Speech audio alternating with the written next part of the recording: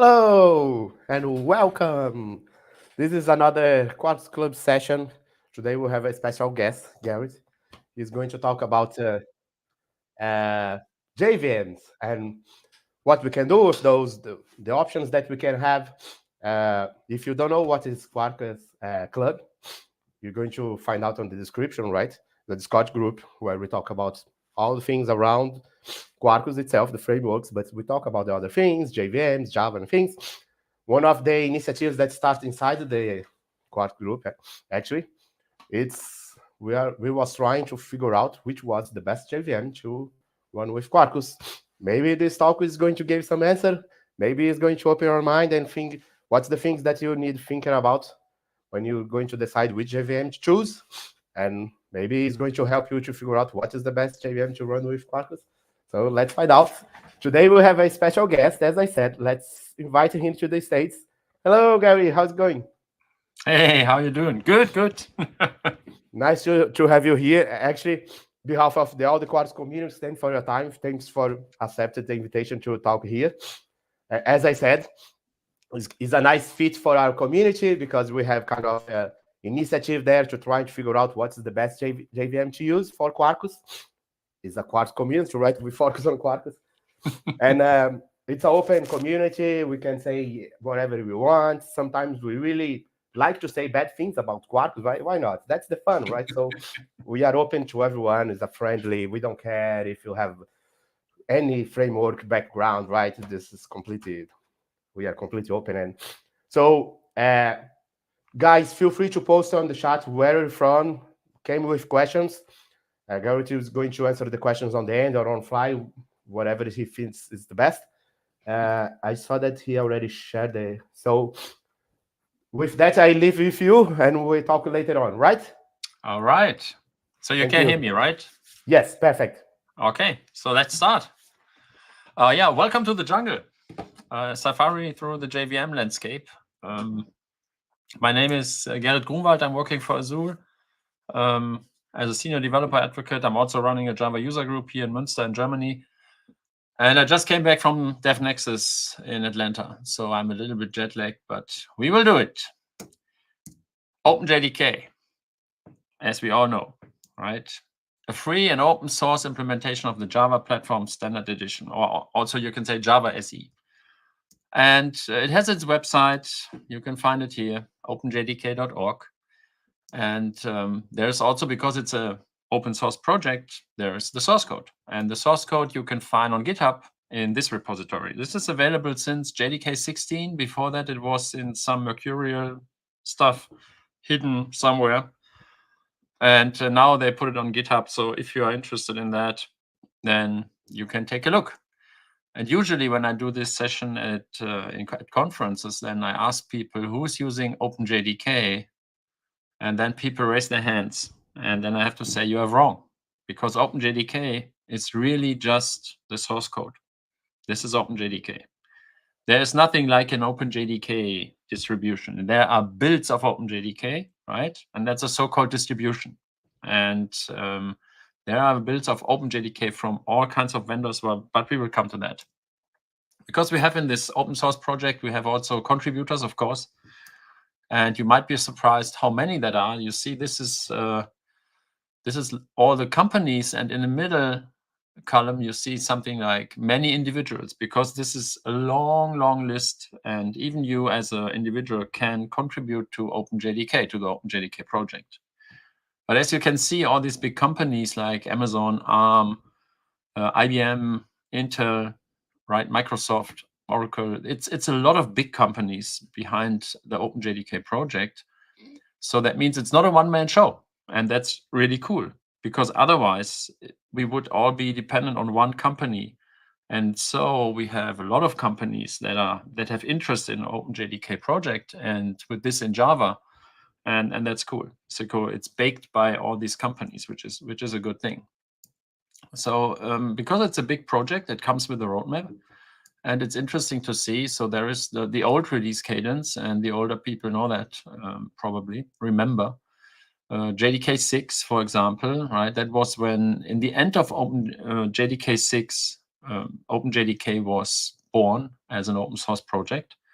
That's why we start here. Java is older, but it wasn't always free, right? And open source. So that started at the end of JDK 6. And then it took 4.5 years before we got JDK 7.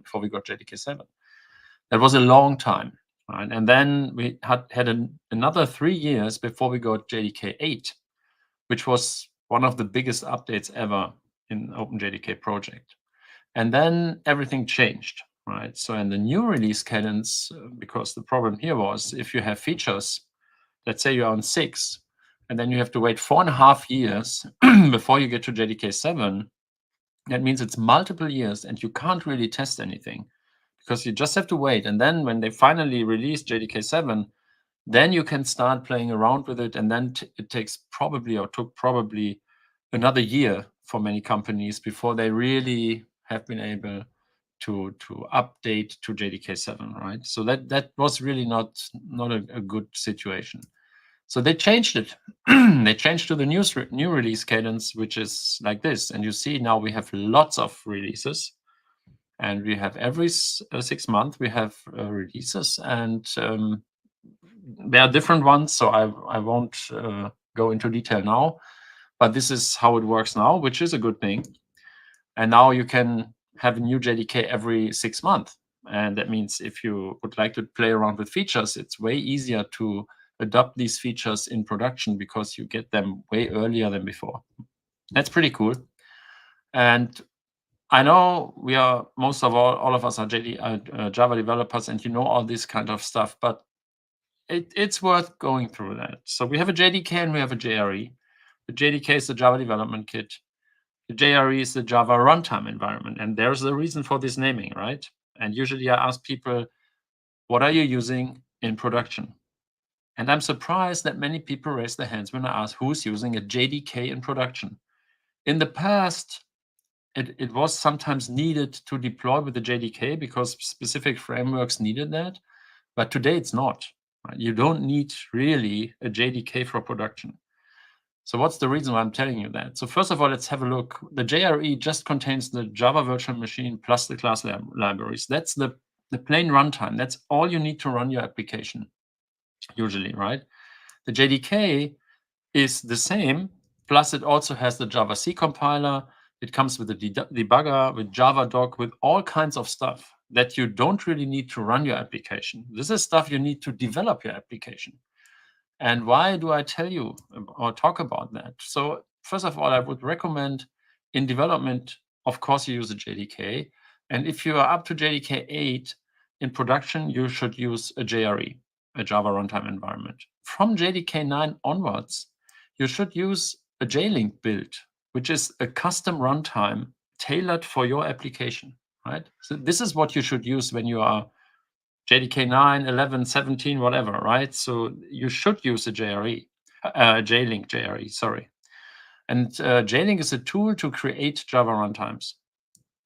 If we take a look at that, at the JLink JRE, it's a custom Java runtime environment, then this is, for example, JDK 2101. That's all the modules that we have in JDK 2101. And you see it's quite a lot. And it's 69 modules. And that boils down to 339 megabytes. Could be a little bit more or less depending on the platform. That means if you deploy your application with a JDK, then you add 340 megabytes just for the JDK. Just think about it. If we talk about Docker containers and all these kind of things, okay? If we take a look at the JRE, then this is how it looks like. It's again 2101. You see there are some modules missing here. And so we still talk about 50 modules, and we still talk about 150 megabytes. So that means if you deploy your application with the JRE, you add 150 megabytes to it. If you use a JLink JRE, so that means a JRE that is built tailored to your application, then you can, for example, end up like this. This is from an actual project where I created a push notification server in Java. And I created a JLink JRE, and that have been the number of modules that are needed. 11 modules have been needed to run this push application server, and that boiled down to 48 megabytes. That was all that was needed to run the application. So if we compare that, then you see, and then you maybe should think about creating your own JREs instead of using a standard JRE or even a JDK, because it really can slim down your Docker images a lot. And that means faster deployments, less memory usage on the cloud, and that reduces also the bill that you have. So JLink is a really cool tool, and I'm always surprised that just really a few people use it really in production or don't even know about it. It's there that since JDK 9. So think about it. It's worth it. Absolutely. That leads me to distributions. And I already told you that a distribution is a build of the OpenJDK project. And we have lots of distributions. And I separate them in two groups, like the builds of OpenJDK. And these are all the different distributions that I found that make sense. There are more distributions, but not all of the distributions have a lot of packages out there. So not all of them. If you build your own JDK and you put it on GitHub, then of course this is some kind of distribution, but only you will use it, right? You see there are two ones like Adopt OpenJDK and OJDK build. They have this little cross in the upper right corner. That means these are more or less dead.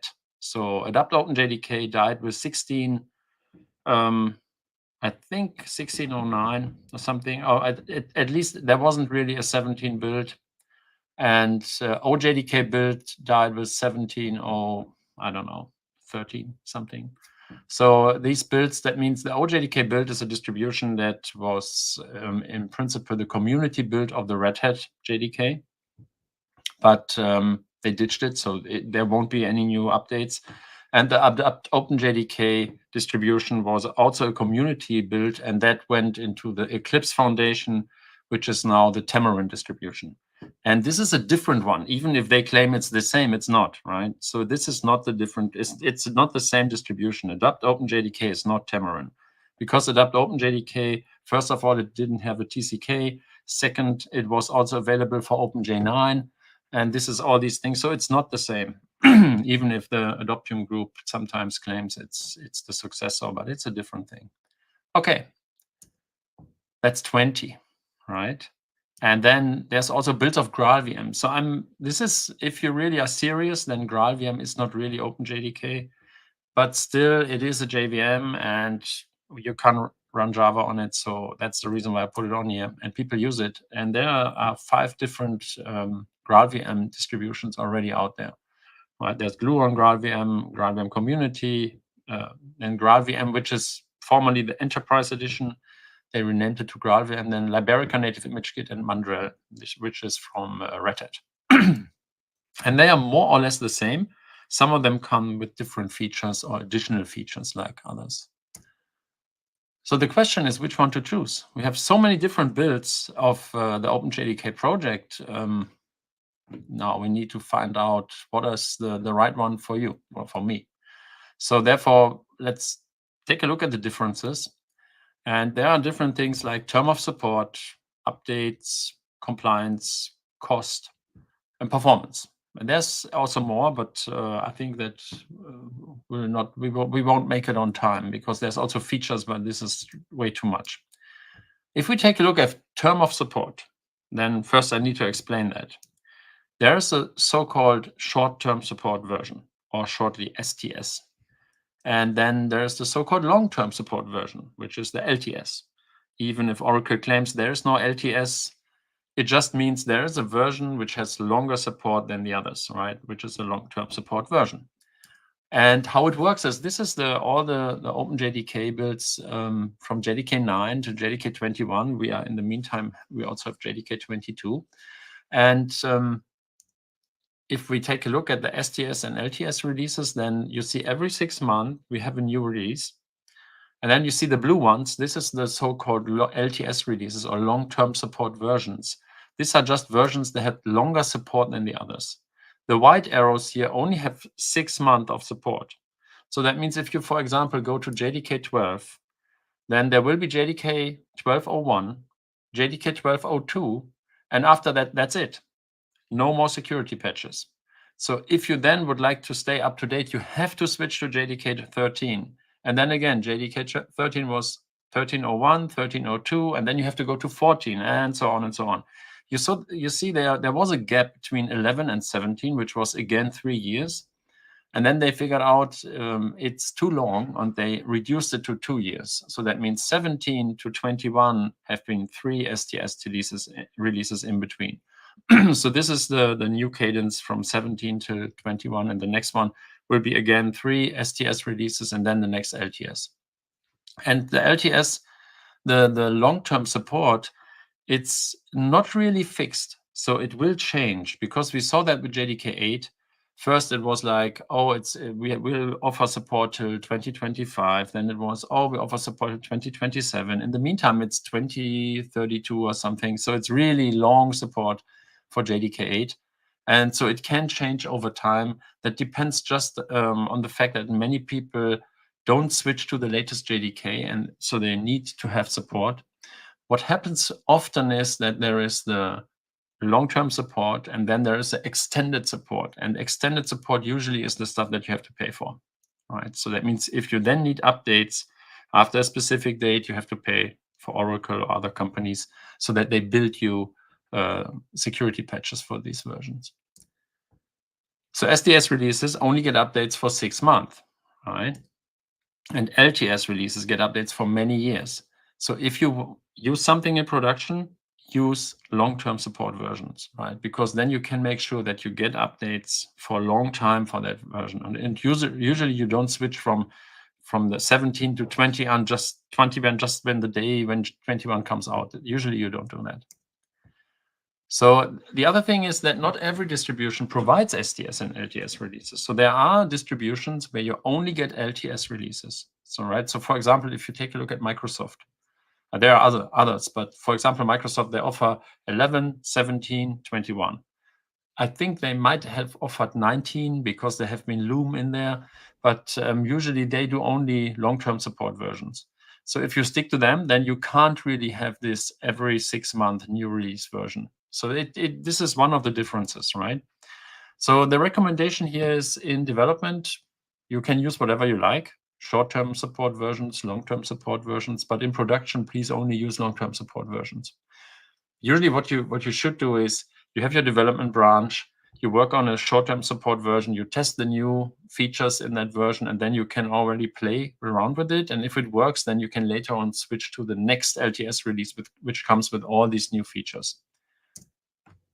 That leads me to updates. And that's also an interesting thing because there are different ones. There's the so-called CPU update or critical patch update. And usually nobody of you guys have ever heard about it because this stuff is not freely available on the internet. And then there's a so-called PSU update, which is the patch set update. And this is usually the updates that you can download if you download Xamarin or Zulu or Microsoft or whatever SAP machine, and you have the new updates that come out, then this is a PSU update. And where are the differences? Well, it's interesting because we have the CPU, and this one only fixes critical issues and vulnerabilities, and that's it. There's nothing else in this updates, just the fixes for vulnerabilities and critical issues. If you have a PSU, then it contains the CPU, plus it also fixes non-critical issues, and it adds new features. Not features like Loom or stuff like that, but stuff when they think, oh, well, we can improve the code a little bit here and there, so let's just do it. And that's not always so good because that leads to problems sometimes. Because if you introduce new features to an update, the possibility that something will go wrong is higher than if you only fix issues, right? Okay. We have these updates 4 times a year. And for example, here for 1702, it came out in January. And then on the top, we see the 1702, which contains the CPU and the PSU, right? So it's a PSU update. It has both. And on the bottom, you see the CPU updates. It only has the issues fixed. So if we now go to the next update, which is in April, then what happens is the PSU update gets fixes and features, and the CPU in April get only fixes from the PSU in January. This is how it works. So in this one, you don't have any new features or non-critical fixes. And then it goes on. So if there's the next update in July, again, the PSU gets all the fixes and the features, and the CPU only gets the fixes. So that means feature-wise and non-critical issues will be always 3 months after the next PSU, after the PSU. So the CPU is feature-wise always a little bit behind. And there's a reason for that. If you have, for example, mission-critical stuff like banking, insurance companies, these companies have to make sure that this stuff works, right? They don't want to risk anything. And that's the reason why companies create these CPU updates, and then these companies pay for it. And this is also the reason why you can't download them for free on the internet. This is only for pay. And then the same happens in October, where we have the 4th updated year. And then again, the CPU is only built on the last PSU and only fixes the issues. So that means CPU updates are 3 months behind PSU updates, but way more secure. And patch set updates you get from all the vendors, right? All the distributions, most of them have patch set updates. But only a few have this critical patch updates. So it's Azure, Bellsoft, and Oracle. No other company offers these critical patch updates. So if you are a big company and you rely on security stuff, then you have to go to one of these companies and then you have to pay for it. That's how it works. The recommendation in development, CPU, PSU, whatever you like. In production, you should think about if a CPU makes sense. So for specific companies, it's even mandatory. So they can't really choose. So then they have an SLA that says you have to have a CPU, wherever you get it from. So, and why is it important? Let me give you one example. There was the PSU 8252, and that introduced a change. That's one of these little features that prevented Hadoop cluster and Solr from running at that time. But if you use the CPU, the 251, then that was based on the last PSU and only had security fixes. So not these new features, and also not the one that prevented Hadoop cluster and Solr from running.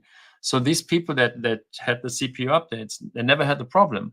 The others suddenly couldn't use their software anymore. Okay, you can now say, yeah, well, then I wait for the next update. Well, there's also another thing called security and security issues. And if you know, I have a session about that.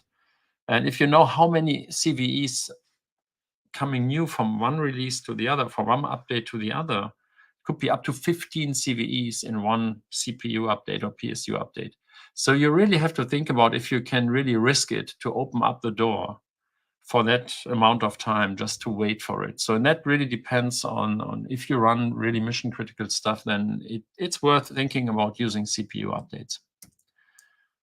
Compliance.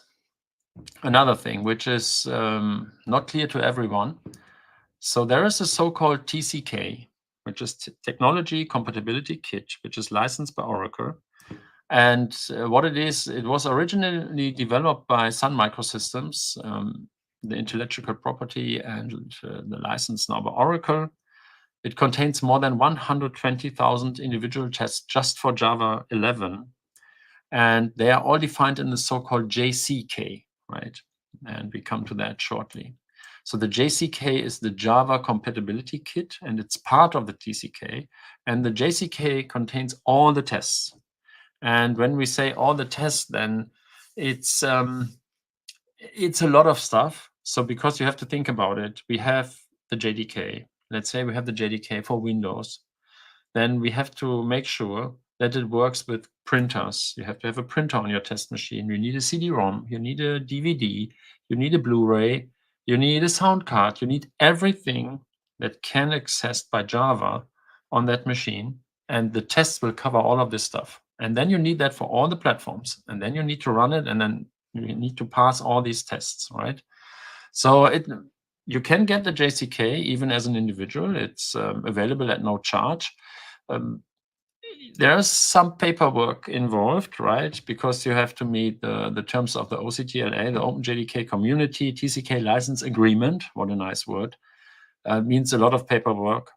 And you also have to sign the OCA, the Oracle Contributor Agreement.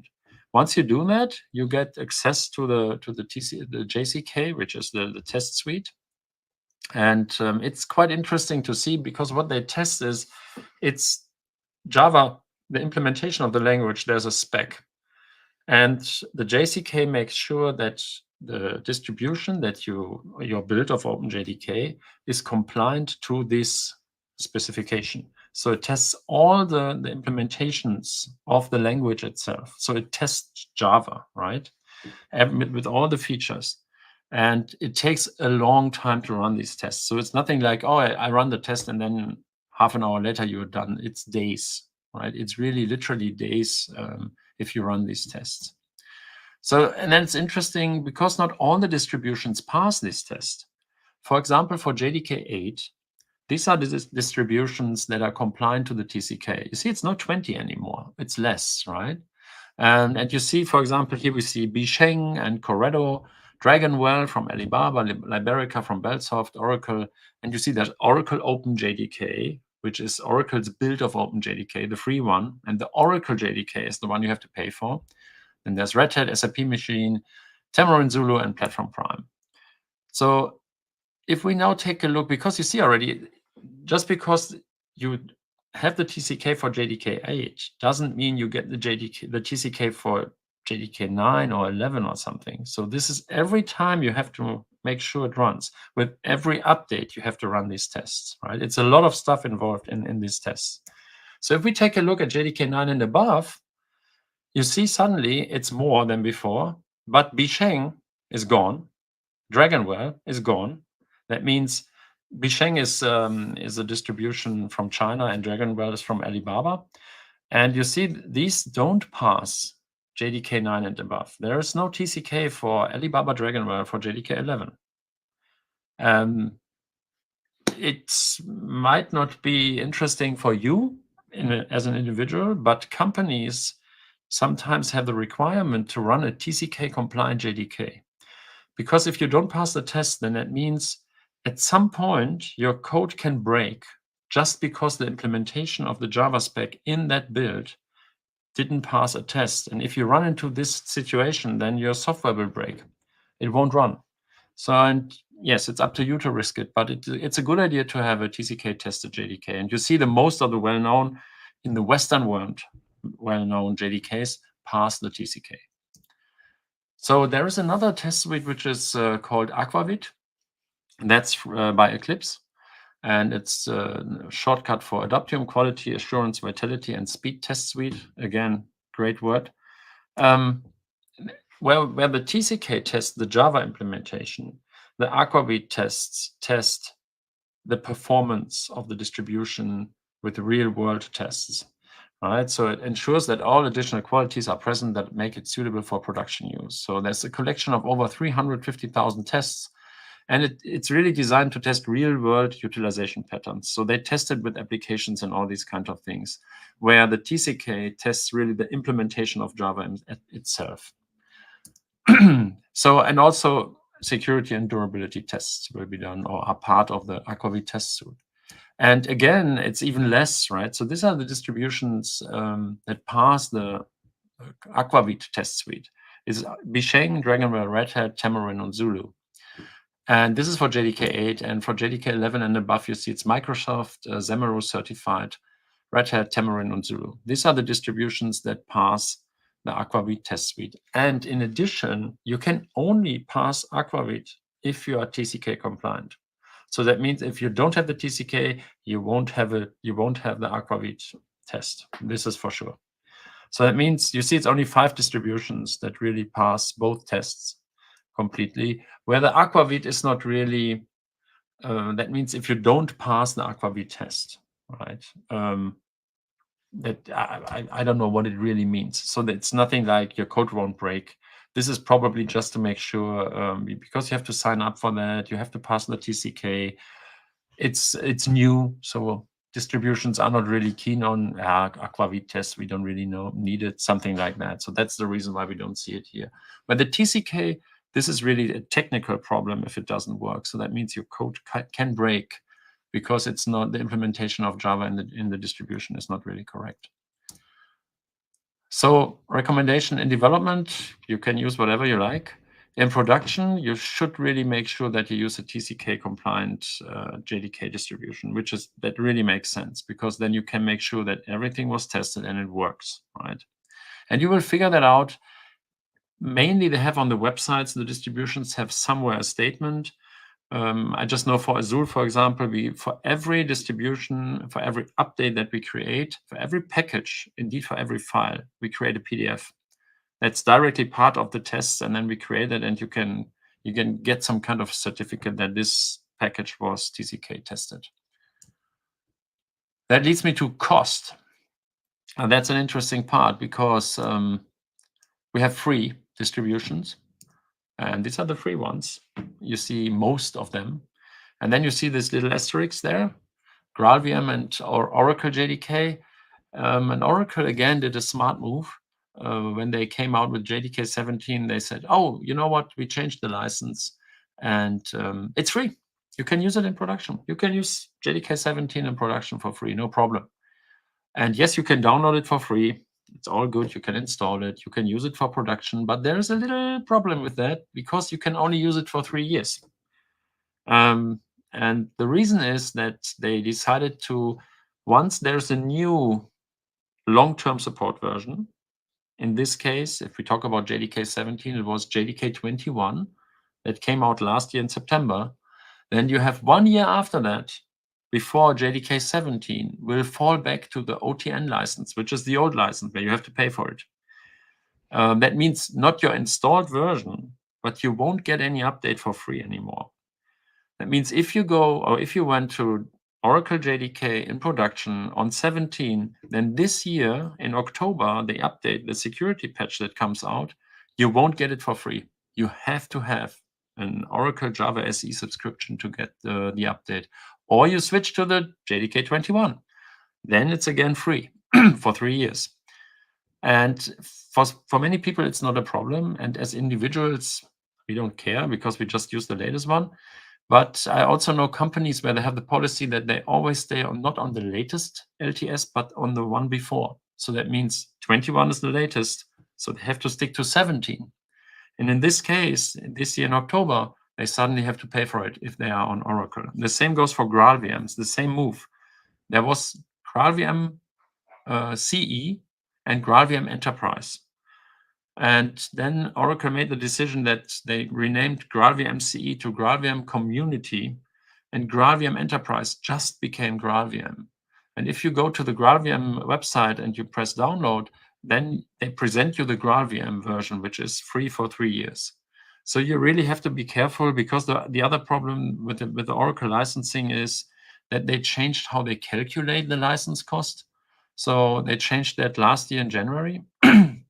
And they changed it in a way that before it was based on vCores, and then they decided to base it on the number of employees, which is a really strange thing. So that could mean that you have a company with hundreds of thousands of employees, and suddenly you don't pay for the vCores of your production environment, but you pay for the number of employees of your company. And that's really strange, because even if you don't use it, if you just have 10 developers, but you have 100,000 employees, you pay for 100,000, which is weird. But this is the license. So you have to be careful with the Oracle stuff. It's free for 3 years, and after that, be careful. And then there are paid versions. And this is one of ours. It's Azure Platform Prime. It's based on a number of cores. IBM Samaru Certified is a paid version. And that's another Oracle quirk, because they said, you know what? Samaru is based on OpenJ9, and OpenJ9 is an implementation of the Java SE language spec by IBM. So you don't use OpenJDK, they use OpenJ9. They implemented their own Java, and it's different. And that's the reason why they don't get the TCK for free. So every company gets it for free, but IBM has to pay for it. And that's the reason why they have IBM Samaru Certified. This is the paid version, because they have to pay for the TCK license. So they have the TCK agreement with this one. If you just download the free IBM Samaru, then this is not TCK compliant. And then GraalVM, I already mentioned that because it's just free for 3 years, and then it falls back to the OTN license, and the Oracle JDK the same. From 17 onwards, it has this weird, based on the number of employees, licensing theme. All right, now the interesting part, performance. Yeah, I bet everybody is keen on performance things. Well, we have some kind of baseline performance in all these different distributions, and these are all the same. Sorry, but it's the same source code. What did you expect? I mean, there's not really a big difference here. They have more or less the same performance, right? So some of them might have a little bit different performance, but it's more or less the same. And you see, I also put GraalVM community in here because this you cannot use as a JVM to run Java, not the native image stuff. And then it's more or less the same. It's interesting, but it's all the same, more or less all the same source code. So the performance is the same. Even Semaru, there are differences here, of course, but it's not really that you see huge differences, right? So this is the baseline performance. In the end, if you aim for performance, choose one and you're good to go. You can tune all of these in a good degree so that they will be fast, but you won't really get with any of these a difference like, oh, now the app runs way faster than before, right? So it's more or less the same. And yeah, more or less the same with some exceptions. For example, Semaru from IBM is different source code. It's OpenJ9, it's not OpenJDK. It has some different features, like they have dynamic AOT compilation and some other features where they can be faster. The footprint is a little bit smaller, but it's, like I said, it's not really huge differences. It's more or less the same. If we take a high performance, we'll talk about high performance JVMs, then it's different. Because then we have to take a look at the JVM itself to get a better understanding why it could be different. So we have 3 different subsystems in the JVM. We have the class loader subsystem, the JVM memory, and the execution engine. And of course, it's not only 3 modules, but they have submodules, right? Like loading and linking and initialization in the class loader subsystem. JVM memory, we have the method area, heap, the stack, and then we have PC registers and native method stack. And in the execution engine, and that's the interesting thing, we have interpreter, we have JIT compilers in there, profiler, garbage collectors, and then there's also native method interface like the JNI and the native method libraries. So that means if we focus on the execution engine and take a closer look, then there are things that we can replace. And this is the JIT compilers and the garbage collectors. And if you replace that, you can imagine that there is a change here, right? It's possible to get different performance if you have a different compiler, because all the builds of OpenJDK use the C1 and C2 compiler, right? The GraalVM compiler they have their own compiler. It's not the C1 and C2. And the OpenJNN, of course, also has a different compiler. But performance-wise, they are more or less all the same. Garbage collectors, these are the same for all OpenJDK builds. And also in GraalVM, we have some of them. OpenJ9 has different collectors. Some of them are similar to these ones. Others are a little bit different. For example, in OpenJ9, there is not an epsilon collector. But if you exchange them, you can get different performance. And that's exactly what we do with our own Azure Platform Prime JVM. It has a different compiler, which is based on LLVM, and it has a different garbage collector. So that means we created our own garbage collector, and we created our own compiler and replaced the parts in the JVM. And that makes this JVM way faster than the builds of OpenJDK. So it can get up to 40% faster, but it depends really on the code. So we can't say that in general, but there are code bases that run way faster on this JVM than on others. Then Oracle GraalVM, so the former Enterprise Edition, has also a different compiler, and this is also really fast. So they are more or less on par, the Prime compiler and the GraalVM Enterprise compiler. So these are really different JVMs where you have really high performance. They are both not really free. The GraalVM Enterprise for 3 years. Platform Prime you have to pay for. It's just not for free. So the takeaway from that session is, are all those builds of OpenJDK really different? Well, technically, not really.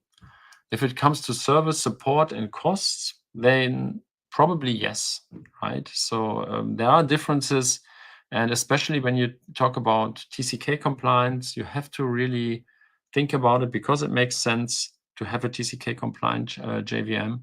And also, if it comes to updates, sometimes you need CPU updates. That depends on the companies you work in. So we have lots of customers, they pay for the CPU updates, and this is mainly because of security issues. So they really would like to make sure that they are always on the safe side. And this is mainly banks, trading companies, insurance companies, everywhere where security is really an issue. There are other environments where you don't need it, right? And if you have a small company, then usually you say, I don't care, it's not that important, and that's fine, right? So choose wisely when you select a JDK.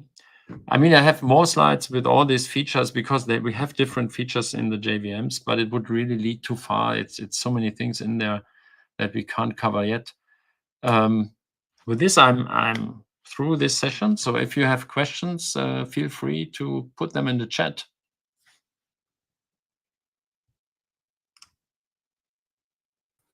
Hey, I'm back. So yeah, Gary, was really nice presentation. Thank you so much for your time again. It was lovely. I think Like I said, I have more topic. I have more info in that slide deck, but it's then for every JVM because some of them have some specific features like snap start in Corrado and crack in Zulu and all these things. But it leads way too far. yeah. No, I think was love gave lots of insights, right? As I said, there is a internal initiative inside the Quartz Club to figure out what's the best JVM. And as you said, right, they try to get some sense like throughput, memory consumption, or image Yeah. size, or those kind of things. End up more or less, as you said, similar results. But It is not that different. I mean, if you think about it, it's the same source code. What would you expect? It's you build the stuff, and yes, add some features. And this is mainly companies that have cloud environments, like Microsoft added some stuff that has optimizations for Azure, and then Corrado added some stuff for AWS, and Alibaba added stuff for their cloud. So it's like they add these tiny things, but that doesn't mean that it is really better for your environment, right? So, and it's also exactly, not that you see huge differences. So you will never see that, oh, wow, look, Corrado is 40% faster than Tamarin. Won't happen. yeah, exactly. And anyway, regard the modules as well, right? Some JVM has more modules than others, so then the image size change. Those kind of small things around. So I came with question for you. Yeah. So if you want decide to do a test with Azul version, like you said that you have the Prime version or those kind of things, is there any way as a community user, someone that try to play around with those paid versions? Not Yeah, you only can. Azul, if you know about You, any other providers as well. yeah, you can. The Azul Prime version you can download. It's a gated download, so you have to. I think you have to put your email address, and the reason for that is it's not that we would like to sell it to you, but we see the JVM has so many features, this specific one, that if you just download it and install it and you run a test, you can end up that it's slower than OpenJDK. Right. And we would like to avoid that because you need to know how to use it to make it really fast. And we saw it in the past that people downloaded, we had it for some time, it was free to download and test it. And then people just started complaining, it's slower than OpenJDK, it's not that good. And then when we asked them, we figured out, okay, yeah, you didn't really adjusted it to your system, right? But it is possible. You can download it for free. You just have to sign up with your email address. And the main reason is that we can contact you and ask you if you have problems, or you can reach out to us, and you should, and ask us if you don't see the advantages. And I have to say, Right. it's not for all the use cases that it's faster. Especially, we see big advantages when you use Kafka. It can be up to 45% faster than OpenJDK. Cassandra, the same. So these, if you're a user of this kind of stuff, then it makes really sense to run tests against it, and you Right. will probably see an increase in performance. But you can download for free, and you can also test for free. You just are not allowed to run it in production for free. Right. I'm kind of a Kafka enthusiast, so I should be able to download Yeah, and play around, do it's some basic tests. interesting that especially on Kafka and Cassandra, it's way faster than OpenJDK. We see huge difference there.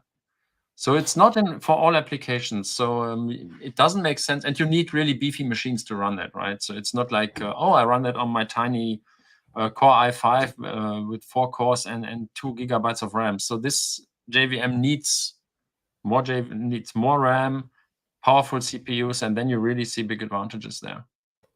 Yeah, it makes sense. It also comes with features like, and this is something that no one else has right now. Layden will maybe get there.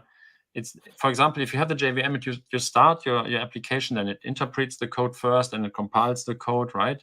And the JVM doesn't have any memory. So that means you shut down your service, you start it again, and it has to go through the whole thing again. And every time you start it, it has to go through that curve. So what this JVM does, it has some kind of memory of all the optimizations it did and saves this. The next time you start it up, it doesn't do interpretation at all. It takes directly the best optimization methods and optimizes the code and directly compiles it. So that means the startup time is way faster. Right. So this kind of things is only in Prime available. All But right. this you have to set up. That's the reason people need to know how to set it up to make use of it. Otherwise, they won't see it, right? Right. It's something similar with Crack idea. Yeah, exactly. So Crack is another thing that we did. This is for OpenJDK, right? So which is you run your application, the same situation. You have to interpret, compile, optimize, de-optimize, and at some point it's fast. The next time you start your service, same thing. You do that once, and once it's really fast and optimized your application, you create a snapshot or a checkpoint. That means you save the complete state to disk, and then you can just continue running from that checkpoint. And then this can be done within 50 to 150 milliseconds. So it's the same startup time as a native image, but you have just your JVM. So this is Crack, so which is a different thing that we also did. Nice. And the question that everybody asked, it's there is a way to figure out when is the optional time to create the image? Yeah, that's the tricky part, right? So there are some things that you can use. So the easiest way to do it is you just run your application with printing out all the logs from the compiler. And that means you start running your application, and every compile that is done by the C1 and C2 compiler will be printed out on the shell, on the console. It scrolls like crazy. And then you apply some workload to your application, and it gets even worse. And you continue doing that. And at some point, you will figure out this scrolling gets slower and slower because slowly all the code is compiled and optimized. And then Right. when it's really slow, then it's a good time to create a checkpoint. That's one thing. But you can also just run something like JMeter or other stuff with your application and figure out how to warm it up correctly and how long does it take. And then either you write your own code to warm it up, or you warm it up manually with a procedure. So we have customers, they have software to warm up the JVM. So specifically in the trading environments, because they have to do stuff like on a Friday evening, they shut down their servers because the market is closed. And on Monday morning at 8 a.m., you can imagine the stock exchange opens and then the trading starts. And every trade should be as fast as possible. So you need a completely warmed up JVM on Monday morning. So they write some software to just warm up the JVM. It takes 4 hours to warm up the JVM. Wow. So at this time, you can really save by using a snapshot, right? So because you warm it up once, you create the snapshot, and then you're good to go. Fair play, yeah. That's a nice user case. But it's again, it's not for everyone. So it makes sense for specific use cases. If you suffer from JVM startup, then you have to take a look at it. But it's with so many things. People are like, oh yeah, I need that, and then in the end, they don't need it at all. Yeah, I had people, they asked me, can I use Crack with an application server? And then I asked them, okay, how often do you start your application server? Well, Yeah. maybe once a month. What's the point? Yeah. for fun, right? For fun, yeah, joy. So, if people want to get in touch with you, The easiest way is on Twitter or X, however you name it. But this is the one I'm always most responsive, and it's just all Han right. Solo underscore. Ah, yeah, Garrett is famous for being the Han Solo on Twitter, right? Famous Star Wars geek guy. Yay! I Yeah, play. Star Wars. This You is are my on my Fuji as bottle well, right? opener. People can find you there. Uh, Yeah, I'm also on anyway, the Fuji Slack. Yeah, so yeah. So I guess people that follow Quarkus Club are already aware about Fuji, but if not, check out fuji.com. You're going to find out links for Slack. exactly. Han Solo is there, so you can get in touch with him and ask questions and poke him and all the questions regarding JVM and things like that. So again, I just want to say thank you so much. It was lovely, nice My presentation. pleasure. Behind of the on behalf of the Quartz community, really really nice. Thanks for your time. I was looking here in the chat. There is nah, we don't have questions, so people are Yeah, which okay is with fine. I that. mean, the topic is also, it's more like an informal thing, right? So it's lots of things people just never heard of it, but it's sometimes good to know.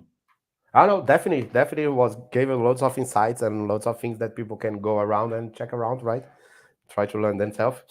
Was brilliant. So Exactly. again, thanks for time, guys. If you're watching this live or on demand, we are trying, right, to do this more often. We have a call every 2 weeks ish. So stay aware or be in touch or follow us to see who is the next one. Maybe in 2 weeks time, maybe in 1 week time. Who knows? Join the Quartz group. I'm going to put all the links on descriptions. You can follow the thing. You can see our agenda. And that's it. So thanks for watching and see you guys next time. Okay, thanks. Bye bye.